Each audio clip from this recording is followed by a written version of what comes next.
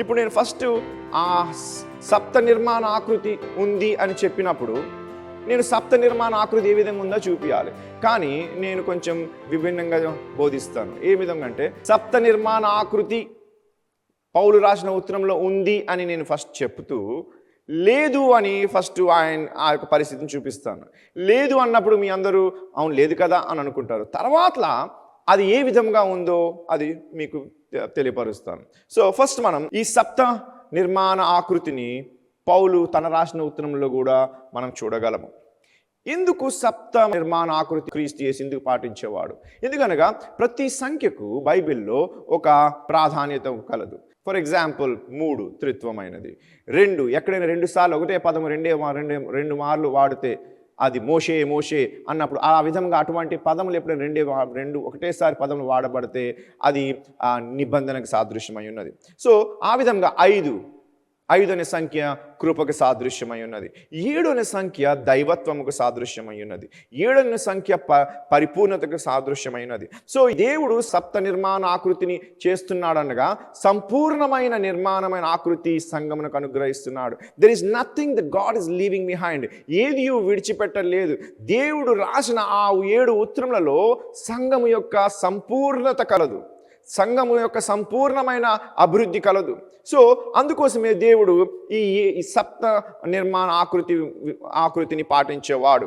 సంపూర్ణమైనది, దైవికమైనది, దేవుని యొక్క పని అయి ఉన్నది. ఇది దేవుని యొక్క నంబర్ అయి ఉన్నది. అందుకే మనము ఒకవేళ ప్రకటన గ్రంథం 2-3 అధ్యాయాలు చూస్తే యేసు 7 ఉత్తరములు రాయుచున్నాడు.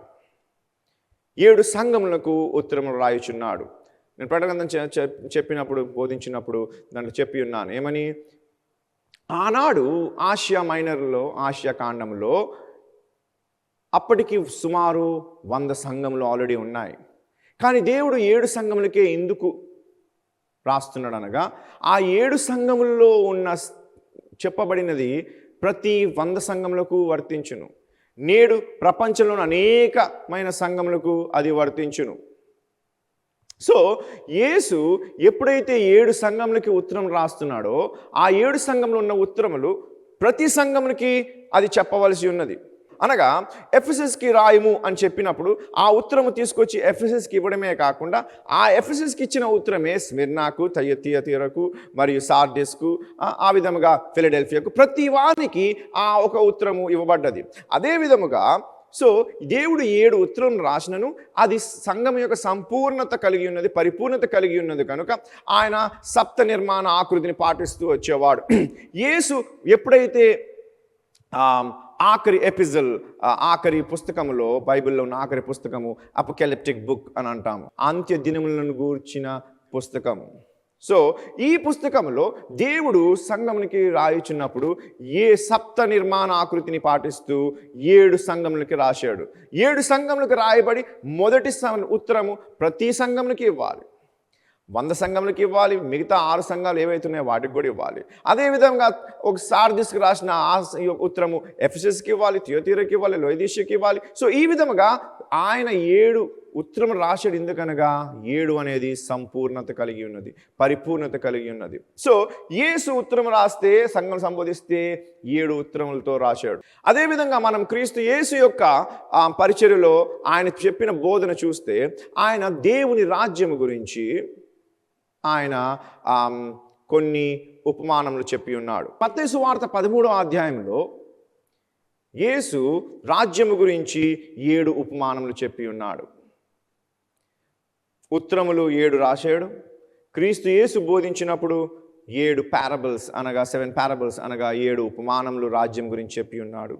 అదేవిధంగా మనం పౌలు రాసిన ఉత్తరములు చూస్తే కూడా ఈ సప్త నిర్మాణ ఆకృతి మనం చూడగలం. అనగా ఆయన కూడా 7 సంఘములకి ఉత్తరం రాయాలి. అనగా ఆయన పత్రిక కూడా 7 ఉండాలి. కానీ నిజంగా మనము పరిశీలించి చూస్తే ఎవరైనా ఈజీగా చెప్పగలరు పౌలు సుమారు 14 ఎందుకని చెప్తాను, సుమారు 14 ఉత్తరములు పత్రికలు రాసి ఉన్నాడని. మొట్టమొదటిది హీబ్రూ పత్రిక. ఈ హీబ్రూ పత్రిక యొక్క రాసిన ఆ యొక్క ఆకృతియే కానీ ఆ భాషే కానీ కొంతమంది పౌలే రాశాడని అంటారు. కొంతమంది పౌలు కన్నా అత్యధికమైన సిద్ధాంతము కలిగి ఉన్న అపోలోస్ రాశాడని అంటారు. కొంతమంది ఎవరో చాలా జ్ఞానమైన వారు రాశారు, వారు ఎవరో తెలియదని అంటారు. సో ఆ యొక్క మాటలు బట్టి ఇది అపోస్తులు పౌలు రాశాడా, రాయలేదా? ఎందుకనగా ఎక్కడైనా నువ్వు పౌలు ఉత్తరం ఉంటే పౌలు అని సంబోధన ఉంటుంది. పౌలు రాయుచున్నాను అని అంటాడు. హీబ్రూ పత్రికలో అలాంటిది ఏమీ లేదు. కానీ చాలా మటుకు దాన్ని చూస్తే పౌలు ఇంతకు ముందు తన పత్రికల్లో ఏ విధమైన జ్ఞానముతో రాసి ఉన్నాడో అటువంటి జ్ఞానమైన మాటలే ఉన్నాయి కనుక తప్పకుండా అపోస్తలుడైన పౌలే హీబ్రూ పత్రిక రాశాడని కొంతమంది అంటారు. కొంతమంది లేదు ఆయన కన్నా గొప్పగా అతి గొప్ప సిద్ధాంతము సాహిత్యము కలిగిన అపోలోస్ రాశాడని అంటారు. కొంతమంది ఎవరో చాలా జ్ఞానమైన వారు రాశారో ఎవరో తెలియదు అని అంటారు. అందుకే సుమారు 14 అన్నాను. ఎందుకనగా ఇది రాసి ఉండొచ్చు, రాయకపోయి ఉండొచ్చు. రేపు రాయకపోతే పరలోక రాజ్యానికి వచ్చి నన్ను అడగండి, రాస్తే ఎందుకు చెప్పలేదని అడగండి, అది మనకు తెలియదు. ఓకే, సో 14 అపోస్తలులు రాసిన అనుకున్న 14 సుమారు 14 రాస్తే ఒకటి రాసి ఉండొచ్చు, రాయకపోయి ఉండొచ్చు. సో ఇప్పుడు 13 మిగిలినాయి. 13 అపోస్తలుడైన పౌలు అయితే పక్కా రాశాడు, తప్పకుండా రాశాడు. పక్కా ఏమంటారు, ఖచ్చితంగా రాశాడు. ఖచ్చితంగా 13 ఉత్తరములు పత్రికలు పౌలు రాశాడు. దాంట్లో 3 డ్యూప్లికేట్స్, అనగా రాసిన దాన్నే ఇంకొకసారి రెండో పత్రికగా రాయబడ్డది. ఫర్ ఎగ్జాంపుల్ ఉదాహరణకి కొరింథీ పత్రిక మొదటి పత్రిక, కొరింథీ రెండో పత్రిక, తిమోతి మొదటి పత్రిక, రెండో పత్రిక, అలాగే తెస్సలోనిక మొదటి పత్రిక, రెండో పత్రిక అని ఈ విధంగా 2 మార్లు రాయబడ్డది. సో ఆ విధంగా ఇన్ని రాయబడ్డాయంటే 3, ఒకటి కొరింథీ, ఇంకోటి తెస్సలోనిక పత్రిక, మరి మూడోది తిమోతి. సో ఈ 3 డ్యూప్లికేట్స్ అనగా రెండోసారి రాయబడింది మనం తీసి పక్కన పెడితే ఇప్పుడు ఎన్ని పేర్లు వచ్చాయి, మనకి 10 పేర్లు వచ్చాయి.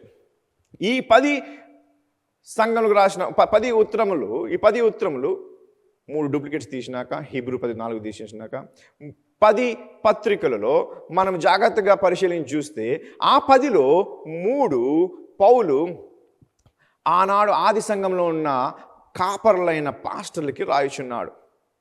తిమోతి అనువాడు ఒక పాస్టర్, బిషప్గా ఉండే. ఫిలోమోన్ అనువాడు ఒక బిషప్గా ఉండేవాడు, ఆయనకు ఒక రాశాడు ఒక పత్రిక. అలాగే టైటస్ అని ఇంకొక ఆయన ఉండేవాడు, ఈ తీతుకి ఒక పత్రిక రాశాడు. సో ఈ 3 ఉత్తరములు సంఘములకు రాయలేదు, ఆ సంఘ కాపర్లకు రాశాడు. ఆ సంఘ కాపరులకు ఏ విధంగా సంఘంలో నడిపించాలి, సంఘంలో ఏ విధంగా ఉండవలసింది అని రాస్తూ ఆ ముగ్గురిని సంబోధించాడు. కనుక 10లో ఆ 3ని కూడా తీస్తే ఆఖరికి మిగిలే మనకి 7 పత్రికలు మాత్రమే. ఆ 7 పత్రికలు ఎవరెవరికనగా ఎఫెసీ సంఘము, రోమ్లో ఉన్న సంఘము, కొరింథులో ఉన్న సంఘము, గలతీయులో ఉన్న సంఘము, ఫిలిపాయిలో ఉన్న సంఘము, కొలసియో అనే ప్రదేశంలో ఉన్న సంఘము, మరియు తెస్సలోనిక అనే సంఘము. సో ఆయన కూడా పరిశుద్ధాత్మ వలన ప్రేరేపించబడి ఆత్మతో నడిపించబడి ఈ సప్త నిర్మాణ ఆకృతిని ఆయన రాసి ఉన్నాడు. యేసు రాసినప్పుడు ఈ సప్త నిర్మాణ ఆకృతిని పాటించాడు. యేసు రాజ్యం గురించి బోధించినప్పుడు మత్తయి సువార్త 13వ అధ్యాయం యావత్తు 7 ఉపమానములతో దేవుని రాజ్యం గురించి చెప్పబడుతుంది. అదే విధముగా అపోస్తలుడైన పౌలు కూడా 7 ఉత్తరములు 7 సంఘములకు ఉత్తరం రాయిచున్నాడు. ఇప్పుడు ఎఫెసీయులకు రాసిన పత్రికలో మొదటి అధ్యాయంలో 2వ వచనం ఒకసారి చదువుదాం. మన తండ్రి అయిన దేవుని నుండి ప్రభు అయిన యేసుక్రీస్తు నుండి మీకు కృపయు సమాధానమును కలుగునుగాక. కృపయు సమాధానము కలుగునుగాక అని పౌలు సంఘములకు సంబోధిస్తున్నాడు. కృపయు సమాధానం, ఈ 2 వేరే వేరే అర్థములు ఉన్న పదములు. కృప ఎందుకు ముందు పెట్టాడు, సమాధానం ఎందుకు తర్వాత పెట్టాడు? ఈ కృప అనేది గ్రీక్లో కెరీజ్ అని అంటారు. అనగా మనం ఏ విధంగా అయితే నమస్కారం అని పిలుస్తామో అదేవిధంగా వారు హెలో అని ఎట్లా ఇంగ్లీష్లో అంటాము. గ్రీక్ భాషలో మనుషులకు సంబోధించినప్పుడు కెరీజ్ అని అంటున్నారు. కెరీజ్ అనగా ఏంటి? దేవుని కృప ఉండునుగాక. సో ఎఫెసీయులకు రాసిన పత్రికలో ఈ కెరీజ్ అనే పదము దేవుని కృప గురించి 12 మార్లు ప్రస్తావించబడి ఉన్నది. 12 మార్లు ప్రస్తావించబడి ఉన్నది కెరీజ్ అనేది కృప గురించి. ఇప్పుడు ముందు కృప ఎందుకన్నాడు, తర్వాత సమాధానం ఎందుకంటున్నాడు? రోమీయులకు రాసిన పత్రిక 5వ అధ్యాయము 1వ వచనం చదువుదాం ఒకసారి. విశ్వాస మూలమున మనము నీతిమంతులముగా తీర్చబడి మన ప్రభు అయిన యేసుక్రీస్తు ద్వారా దేవునితో సమాధానము కలిగి ఉన్నాము. ఓకే, ప్రభువైన యేసుక్రీస్తు ద్వారా మనకి దేవునితో సమాధానం కలుగుతున్నది. సమాధానం కలుగుతుంది అని అర్థం ఏంటంటే మనకి దేవునితో సమాధానం లేని వారై ఉన్నాము. ఎప్పుడు మనము దేవునితో అసమాధానంతో ఉన్నాము? ఎప్పుడైతే దేవుడు తన స్వరూపమందు తన పోలికలో నరుని సృష్టించి తానే స్వయముగా తయారు చేసిన ఏదైనా వనంలో వారిని పెట్టి నీతి వస్త్రముతో నీతిమత్తముతో నింపి పరిశుద్ధమైన జనాంగముగా వారిని ముద్రించి వారిని ఉంచినప్పుడు వారు దేవుని మాటని అవిధేయత చూపినందుకు పాపములో పడిపోయారు. ఎప్పుడైతే పాపములో వారు పడ్డారో వారు దేవునితో సమాధానం కోల్పోయారు. అందుకే ప్రతి పొద్దు చల్ల పొద్దున వేళ ఆయన వారితో వచ్చి నడుస్తూ వారితో సహవాసం చేయించిన దేవుడు ఇక రావడం మానేశాడు. ఎందుకనగా వారికి ఈయనకి అనగా మానవులకి దైవత్వంకి ఒక అగాధము ఏర్పరచబడినది, ఒక గ్యాప్ ఏర్పరచబడినది. దాని వలన దేవునికి వారికి అసమాధానం కలిగింది. సో అనగా దేవుడు వారితో సంతోషంగా లేడు. వారు ఉన్న స్థితి నుండి దేవుడు సంతోషంగా లేడు కనుక దేవునితో వారికి సమాధానం లేకుండా ఉండెను. ఆ స్థితిలో ఉన్న మానవులకి ప్రభు అయిన యేసుక్రీస్తు ద్వారా తిరిగి సమాధానము కలుగుతుంది. ఈ ప్రభు అయిన యేసుక్రీస్తు ద్వారా అని అర్థం ఏంటంటే, మనం యోహాను సువార్త చదివితే ఆదియందు వాక్యం ఉండెను, వాక్యము దేవుని యొద్ద ఉండెను, వాక్యము దేవుడై ఉండెను, ఆ వాక్యం వల్లనే సమస్తం సృజించబడిన ఏదియు ఆ వాక్యము లేకుండా సృజించబడలేదు. ఆ వాక్యము తలల కిందకు వచ్చినప్పుడు శరీరధారి మన మధ్యన నివసించెను. ఆ వాక్యము కృపాసత్య సంపన్నుడై ఉండెను. అనగా వాక్యము అనే ఈ యేసు ఎప్పుడైతే శరీరధారి మన మధ్యకు వచ్చాడో కృపతో నింపబడి ఉన్నాడు. అనగా యేసు అంటే యేసు దేవుని కృప అయి ఉన్నాడు. కృప అనేది అనర్హులైన మనకి, అర్హత లేని వారికి ఇవ్వబడినది. దయతో మనం ఎవరికో ఏదో ఇస్తాం. ఎందుకు ఇస్తామంటే వాని యొక్క స్థితిని బట్టి. కానీ అనర్హులంటే అటువంటి వారు కాదు.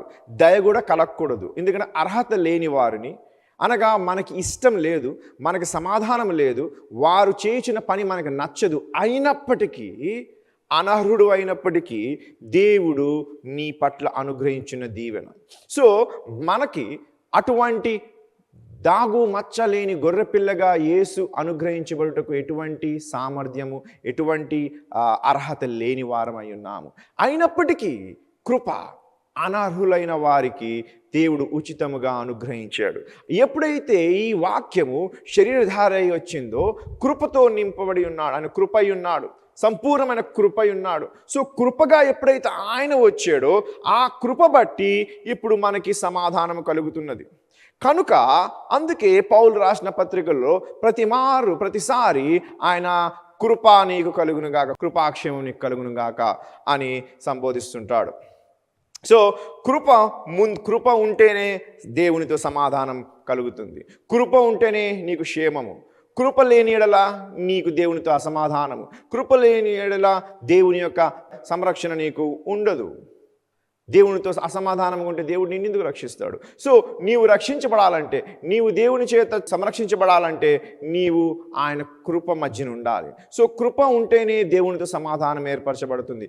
క్రీస్తు యేసు ద్వారా అసమాధానంలో ఉన్న దేవుడు మరియు మానవుల మధ్యన కృప ద్వారా, యేసుక్రీస్తును కృప ద్వారా మనకి సమాధానం ఏర్పరచబడి ఉన్నది. ఇప్పుడు అందుకే ఆయన కృపా సమాధానం మీకు కలుగునుగాక అంటున్నాడు. కృప అని ముందు అంటున్నాడు, తర్వాత సమాధానము, శాంతి మీకు కలుగునుగాక అంటున్నాడు. ఈ కెరీస్ అనేది గ్రీక్ వర్డ్లో సంబోధిస్తే హీబ్రూ వర్డ్లో షలోమ్ అని సంబోధించబడుతుంది. ఏది సమాధానం అనేది. సో షలోమ్ అనేది హీబ్రూల యొక్క సంబోధన. సో హీబ్రూయులకి అనగా యూదులకి ఆయన సంబోధిస్తున్నాడు, లేక పరామర్శిస్తున్నాడు. అదేవిధంగా అన్యులైన మనము గ్రీక్ భాషని నేర్చుకునేవారం కాబట్టి అప్పుడు గ్రీక్ మాధ్యమమే ఉండేది కనుక సో దాన్ని నేర్చుకుంటూ ఆయన అన్యులైన వారికి, సంఘంలో ఉన్న అన్యులైన వారికి మరియు యూదులైన వారికి ఇద్దరికీ ఆయన పరామర్శిస్తున్నాడు. అందుకే కానీ కేవలము వారిద్దరికీ రెండు వేరువేరు పదములతో సంబోధించడమే కాదు, దానిలో కూడా ఒక మర్మం ఉంది. కృప ఉంటేనే సమాధానం కలుగును. సమాధానము కలగాలంటే కృప అవసరమై ఉన్నది. సో మీకు కృప, కెరీజ్ అండ్ షలోమ్ అనగా సమాధానం మీకు కలుగును గాక అని ఆయన సంఘమునికి పరామర్శిస్తున్నాడు. కృప వలనే మనకి దేవునితో సమాధానం కలుగును. ఎందుకనగా అప్పుడు సంఘము యూదీయులు మరియు అన్య జనాంగం నుండి యేసును అంగీకరించిన వారు, అన్యులైన వారు మరియు యూదీయులు, వీరు ఇరువురితో కలిసి సంఘం ఉండేది. కనుక పౌలు అటు యూదీయులకు పరామర్శిస్తూ ఇటు అన్యులైన వారికి పరామర్శిస్తూ వారి వారి భాషల్లో ఆ పదములు వాడుతూ ఆయన చెప్పుచున్నది ఏదనగా కృప వలనే మనకి సమాధానం కలుగును. కృప ఉంది కనుక ఇప్పుడు మనకు సమాధానం కలుగును గాక. దేవుడు సమాధానం కలిగి ఉన్నాడు కనుక మనతో మాట్లాడుతాడు. సో ఈరోజు మనం గ్రహించేదనగా దేవుని కృప బట్టి మీరు నన్ను వింటున్నారు. దేవుని కృప బట్టి నేను మీ ముందు నిల్చుని చెప్పుచున్నాను. దేవుని కృప బట్టి వైర్యముతో ఉన్న మనము దేవునితో ఇప్పుడు సంభాషణలోకి వచ్చుచున్నాము. సో కృప వచ్చింది కనుక కృప బట్టి ఇప్పుడు దేవుని సమాధానము మనము చూడగలము. దేవుడు సమాధానము కలిగి ఉన్నాడు కనుక మన గురించి ఆయన ఆలోచిస్తాడు, మన గురించి ఆయన ప్రణాళిక నెరవేరుస్తాడు. సో కృపా సమాధానము మీకు కలుగునుగాక అని పౌలు ఎఫెసస్లో ఉన్న వారికి అనట్లేదు, నీకు నాకు అంటున్నాడు. కృప బట్టి మనకి దేవునితో సమాధానం కలుగుచున్నది. ఎటువంటి స్థితిలోనూ ఉన్నను, నీవు చేసిన కార్యములు, నీవు చేసిన తప్పిదములు అవన్నీ దేవునితో వైరము కలిగి ఉన్నప్పటికీ క్రీస్తు యేసు అయిన కృప ద్వారా నీవు దేవునితో సమాధానము కలిగి ఉన్నావు. హల్లెలూయా. ఇక్కడ రెండవ వచనం చదువుదాం ఒకసారి. మన తండ్రి అయిన దేవుని నుండి ప్రభు అయిన యేసుక్రీస్తు మరియు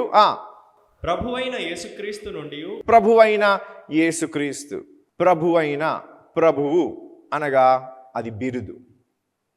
ప్రభువు అంటే పరిపాలించువాడు, ప్రభువు అంటే పరిపాలకుడు, ప్రభువు అంటే ఉన్నతుడు, గొప్పవాడు.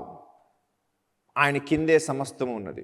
సమస్తమును పరిపాలించువాడు, సమస్తము ఆయనకు లోబడవలసి ఉన్నది. యేసు ప్రభు అని అర్థం ఏంటంటే యేసు అందరికీ ప్రభువై ఉన్నాడు, సమస్తంని పరిపాలించేవాడు, సమస్తం పైన ఆధిపత్యము వహించినవాడు. సో ప్రభువు అనేది ఏమై ఉన్నది? బిరుదై ఉన్నది. యేసు అనేది ఆయన పేరు, నామము. ఆయన ఈ యేసు అనే నామము ఎందుకు తెలియపరిచాడనగా, ఆ పేరుతో ఎందుకు పిలువబడ్డాడనగా, అది లేని ఎడల మానవులు నశిస్తారు. కేవలము నీవు యేసుని కనుగొనే దినము, నీవు తిరిగి జన్మించిన దినమే నీకు రక్షణ కాదు. రక్షణ అనేది ప్రతిరోజు ప్రతి క్షణము నీకు దేవుడు ఇచ్చుచున్నది. అందుకే యేసు అని పిలిచిన ప్రతిసారి నా రక్షకుడా అని మనం దేవుని పిలుస్తున్నాము. ఆయన అది ఎందుకు ఇస్తున్నాడు అనగా, ఆ యొక్క పిలుపులో ఆయనకి మనం పనిపెట్టువారం అవుచున్నాము. మనం ప్రతిసారి యేసు అని పిలిచినప్పుడు, రక్షకుడా అని పిలిచినప్పుడు ఆయన తన రక్షణ కార్యం చేస్తూ ఉంటాడు. సో ప్రభు అనేది బిరుదైతే, యేసు రక్షకుడు అనేది ఆయన పేరై ఉన్నది. క్రీస్తు అనేది మిషన్, ఆయన ధ్యేయము, ఆయన విధి, ఆయన చేయవలసిన పని, కర్తవ్యము, ఆయన కార్యము, ఆయన ఏ పని చేయవలసినదో అది క్రీస్తు. సో క్రైస్తవులు అనబడ్డం కానీ యేసు వారము అని అనబడలేదు. అనగా యేసు చేసిన కార్యంలో ఉన్నవారము. మనము క్రైస్తవులు ఎందుకు అవుచున్నామనగా, యేసు యొక్క కార్యము వలన వచ్చిన వారము, ఆయన కార్యంలో ఉన్నవారము, ఆయన రక్షణ కార్యము మన పట్ల అనుగ్రహించినందుకు క్రైస్తవులుగా మనం పిలువబడుతున్నాము. సో ప్రభువు బిరుదైతే, యేసు ఆయన పేరైతే, రక్షకుడు అని ఆయన పేరు అయితే, పిలిచిన ప్రతిసారి నీకు రక్షణ కలిగింపజేసి వాడైతే, క్రీస్తు అనేది ఆయన పని అయి ఉన్నది. సో ప్రభు అయిన యేసు క్రీస్తు అంటే ఆయన ఏమి అయి ఉన్నాడు, ఏమి నీకు చేయుచున్నాడు, ఏ విధముగా నీకు చేస్తున్నాడు, ఆయన పని. ఇది ప్రభు అయిన యేసుక్రీస్తు అంటే అర్థం. ఇప్పుడు ఎఫెసీ గ్రంథములో 3వ అధ్యాయం నుంచి 14వ వచనం వరకు it traces God's activity in salvation form. అనగా పరిత్రాణము అనున్నది దేవుని యొక్క నిత్య కార్యమై ఉన్నది. ఈ పరిత్రాణము, ఈ రక్షణ ఏదైతే ఉందో, రక్షణ అనేది పరిత్రాణంకు రక్షణకి ఏం తేడా అంటే, రక్షణ అనేది కామన్గా వాడవచ్చు. ఓకే, స్వస్థత అనేది కామన్గా వాడవచ్చు. స్వస్థత, ఆర్థిక స్వస్థత, నీ భార్య భర్తల మధ్యన అసమాధానం ఉంటే మీ యొక్క రిలేషన్షిప్ స్వస్థత, ఆరోగ్యం లేకపోతే అనారోగ్యం నుండి మీకు స్వస్థత, సో అనారోగ్యం నుంచి స్వస్థత కలుగుట, అనారోగ్యం ఉన్న వారికి స్వస్థత కలుగుట, ఈ విధంగా స్వస్థత అనేది ఏ విధంగా కామన్ వర్డ్, రక్షణ కూడా అటువంటి కామన్ వర్డే. పరిత్రాణం అనేది చాలా స్పెసిఫిక్గా, విశిష్టంగా చెప్పబడుతున్నది. సో ఈ యొక్క పరిత్రాణం అనగా మనలను తన ప్రజలుగా ఆయన చేయుటకు ఈ యొక్క కార్యము, ఈ పరిత్రాణం అనేది దేవుని యొక్క నిత్య కార్యమై ఉన్నది. అనగా ఆయన ఎప్పుడూ చేసాడు, చేస్తాడు. Is doing from the eternity past. భూమి పునాది వేయక మునుపే, నీవు నీ తల్లి గర్భంలో జన్మించక, అసలు మానవుడే సృష్టించక, ఆదామవ సృష్టించక మునుపే నీ యొక్క పేరు జీవగ్రంథంలో రాయబడి ఉన్నది అని రాయబడ్డది. సో భూమి పునాది వేయకముందే నీవు దేవుని యొక్క ఎన్నికై ఉన్నావు అని ఎఫెసీ గ్రంథంలో చదువుతాం మనం. సో భూమి పునాది వేయక మునిపే, అనగా నీ సమయం రాకమునిపే, నీ ఉనికి రాకమునిపే ఆయన నీ గురించి పని చేయుచున్నాడు. అది ఇటర్నిటీ పాస్ట్ అంటే ప్రాచీన నిత్యత్వము, అనగా ప్రాచీన కాలంలో ఉన్న నిత్యత్వం. అది కూడా నిత్య సమయం లేనిది. నిత్యం అంటే ఒక ఘడియ కానిది, ఎప్పుడు జరిగేది, ఉండేది. దేవుడు ఎప్పుడు ఉండేవాడు కనుక, ఆయనకి ప్రారంభము అంతము లేదు కనుక, సో ఆయన ఎప్పుడూ ఉండువాడు కనుక ఆయన ఎప్పుడు నుండో నీ గురించి పనిచేస్తున్నాడు. భూమి పునాది వేయకముందే, ఆదామును సృష్టించక మునిపే నీ పేరు, నీ ఎన్నిక, అలా ఆ విధంగా అనేకమైన ఉన్నాయి భూమి పునాది వేయకముందు అనే విషయము. సో అవన్నీ భూమి పునాది వేయకముందే ఈ నిత్యత్వం అనే ముందు, మనకన్నా ముందు ఉన్న నిత్యత్వమైన సమయంలో ఆయన పరిత్రాణం పని మొదలుపెట్టాడు. అలాగే నేడు ఇప్పుడు నిన్ను రక్షిస్తున్నాడు, ఈ పరిత్రాణ నిన్ను ప్రవేశపెడుతున్నాడు, ఆ పరిత్రాణ కార్యము నీకు అందింపజేస్తున్నాడు. ఇప్పుడు నీకు ఈ వాక్యం సెలవిస్తున్నాడు, ఇప్పుడు నీకు తన యొక్క మర్మం తెలియపరుస్తున్నాడు. నీవు పుట్టక మునిపే చేసి ఉన్నాడు పరిత్రాణపు కార్యము. అందుకే నీ పేరు జీవగ్రంథంలో ఎక్కాలంటే నీ పితరుడైన ఆదాము ఏ విధంగా తప్పిదం చేస్తాడు, వారికి పుట్టిన సంతానం అంతా ఏ విధంగా దేవునికి వైర్యం కలిగి ఉంటుంది, అయినను వారిలో ఇంతమంది పాపులుగా ఉన్న ఈ లోకంలో ఏ విధంగా నువ్వు ప్రత్యేకపరచబడతావు, ఏ విధంగా సువార్తను నీవు విని అంగీకరించి దేవుని తట్టు తిరుగుతావు, ఇవన్నీ నీవు రాక మునుపే ఆయన కార్యమై ఉన్నది. అందుకే ఆ యొక్క కార్యము నిత్యత్వంలో ప్రాచీన కాలంలోనే మొదలయ్యింది. ఆయన పరిత్రాణ పని ముందే మొదలయ్యింది. ఇప్పుడు నేడు జరుగుతుంది నీ పట్ల, ముందు కూడా జరగబోతుంది. రేపు దేవుడు నేను ఏ విధంగా నేను పరిత్రాణంలో నడిపిస్తాడు, ఏ విధంగా తను రక్షిస్తాడు, ఏ విధంగా తన కార్యం, తన పనులు నీ పట్ల నెరవేరుస్తాడు. ఆయన నిరంతరము నిత్యత్వములో పరిత్రాణం గురించే పని చేయుచున్నవాడై ఉన్నాడు. హల్లెలూయా. ఈ పరిత్రాణము దేవుని యొక్క గొప్ప మర్మము. పరిత్రాణం అనేది అన్యులైన మనకు అనుగ్రహించబడినది, యూదులకు మరియు మనకి. యూదులకి ముందు ఇవ్వబడినప్పటికీ వారు తిరస్కరించారు కనుక మనకి ఇవ్వబడినది. అబ్రాహాముతో చేసిన వాగ్దానం మేరకు దేవుడు ఒక జనాంగమును, ప్రపంచంలో ఒక జనాంగమును తన జనాంగముగా నిబంధన చేసి తన ప్రజలుగా ఆయన ఎంచుకున్నాడు. వారితో పాత నిబంధన యావత్తు దేవుడు వారిని మాట్లాడుతూ, నేర్పిస్తూ, నడిపిస్తూ, అనేకమైన అద్భుతములు చేస్తూ, దేవుడు వారితో ఉంటూ, ఆశీర్వదిస్తూ, ఒక దేశంగా స్థాపించి వారికి దేవుని యొక్క ఆరాధనని నేర్పించి, దేవుని యొక్క ఆరాధన యొక్క తాత్కాలికమైన గుడారంలో దేవుడు వారి మధ్య నివసించి, వారితో నడిచి, శాశ్వతమైన మందిరము నిర్మాణము చేయించి, అక్కడ తన మహిమతో నింపి, ఆ విధముగా దేవుడు ఈ ఎన్నుకోబడిన యూదులైన వారు, అనగా అబ్రాహాము యొక్క సంతానం, అబ్రాహాము, ఇస్సాకు, యాకోబు యొక్క పిల్లల నుంచి వారి యొక్క సంతానమును దేవుడు తన నిబంధన జనాంగంగా ఎన్నుకున్నాడు. సో వారికి అబ్రాహాంకి చిన్న వాగ్దానం ప్రకారంగా వారు అనుకుంటారు మేమొక్కలమే దేవుని యొక్క జనాంగం అని. కానీ ఎప్పుడైతే యేసు ఆ యొక్క పాత నిబంధనలో ఉన్న ప్రతి గ్రంథములో మెస్సియా గురించి సంబోధించబడినది, మెస్సియా గురించి ప్రతి ప్రవక్త చెప్పి ఉన్నాడు. అయినను మెస్సియా గురించే వారు వేచి ఉన్న ఆ యూదుల దగ్గరికి మెస్సియా వచ్చినప్పుడు వారు అంగీకరించలేదు. ఎప్పుడైతే వారు మెస్సియాను అంగీకరించలేదో యేసు ఈ మెస్సియా అన్యులైన వారి బట్టి అన్యుల దుక్కు తిరిగి మనకు రక్షించాడు. ఎప్పుడైతే ఆయన అన్యులైన వారికి రక్షించాడో ఈ అన్యులైన వారు యేసుక్రీస్తు ద్వారా, అబ్రాహాము బీజమైన ఈ యేసుక్రీస్తు ద్వారా ఆ నిబంధనలో మనం ప్రవేశిస్తున్నాము. ఇప్పుడు అన్యులైన వారమైన మనము దేవునితో వైర్యము కలిగిన మనము ఇప్పుడు దేవుని యొక్క జనాంగముగా దేవుడు క్రీస్తు యేసు వలన నిబంధన కలుగు. అందుకే ఇది నూతన నిబంధన అని అంటున్నాడు. ఎందుకనగా క్రీస్తు యేసు ద్వారా ఒక కొత్త నిబంధనను దేవుడు ప్రవేశపెట్టి అన్యులైన మనకి ఆయన జనాంగముగా మనల్ని అంగీకరిస్తున్నాడు. ఈ మర్మము పాత నిబంధన ఉన్న ఏ ప్రవక్తకి తెలియదు. మోషే, ఏలియా, దానియేలు, ఎజెకియలు ఎవరికీ తెలియదు. వారికి రెండో రాకడ విషయం తెలుసు. రెండో రాకడలో ఏమేం జరుగునో తెలుసు. కానీ ఏ విధముగా అన్యులైన వారిని దేవుని నిబంధన జనాంగముగా వస్తారనేది అదొక మర్మము. ఆ మర్మము పాత నిబంధన యావత్తు అది మరుగుపరచబడినది. మన పరిత్రాణము గురించి, మనకుతో దేవుడు చేయుచున్న కొత్త నిబంధన గురించి, నిబంధన జనాంగముగా క్రైస్తవులుగా పిలువబడతాము. ఆయన యొక్క కుటుంబంలో ఆయన యొక్క జనాంగముగా మనము కూడా పిలువబడతామనేది పాత నిబంధన యావత్తులో మరుగుపరచబడినది. క్రీస్తు యేసు ద్వారా అది జరిపించబడిన పిమ్మట అపోస్తుల ద్వారా మనకి అది బయలుపరచబడుచున్నది. సో మరుగుపరచబడిన ఈ యొక్క పరిత్రాణము దేవుని యొక్క గొప్ప మర్మమై ఉన్నది. ఆ మర్మము నేడు అపోస్తులైన పౌలు వలన, అపోస్తులైన పేతురు వలన, అపోస్తులు అయిన వారి యొక్క బోధనల వలన మనకి ప్రత్యేకపరచబడుతున్నది. సో మనము వచ్చే వారము 4వ వచనం నుండి చదువుదాము. 4వ వచనం నుండి ఏ విధముగా అన్యులైన మనకి నిబంధన జనాంగముగా దేవుడు ఏర్పరచుకుని నూతన నిబంధనతో మనలను తన ప్రజలుగా చేసి ఆయన మనకి ఏం చేయుచున్నాడు అనేది మనము నెక్స్ట్ వారము తెలుసుకుందాం. ప్రార్థన చేసుకుందాం. పరిశుద్ధమైన తండ్రి, నీ నామముకి వందనములు, స్తోత్రములు. నీవు మాతో మాట్లాడి ఉన్నావు.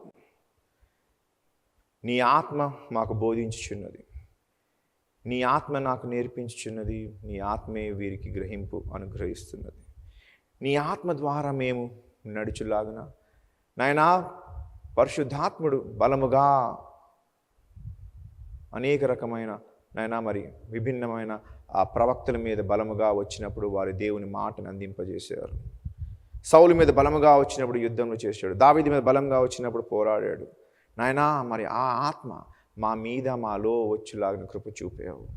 సో నీ ఆత్మ ద్వారా మేము నేర్చుకునిచున్న ఈ యొక్క నాయనా మరి నిగూఢమైన మర్మమును నీవు ప్రత్యక్షపరిచి మాకు అనుగ్రహిస్తున్నందుకు నీకు స్తోత్రములు. నాడు నువ్వు అపోస్తలులైన పౌలుకి ఇది వెల్లడి చేసావు. ఇప్పుడు నేడు ఆ ఆత్మే మాకు బోధిస్తున్నది.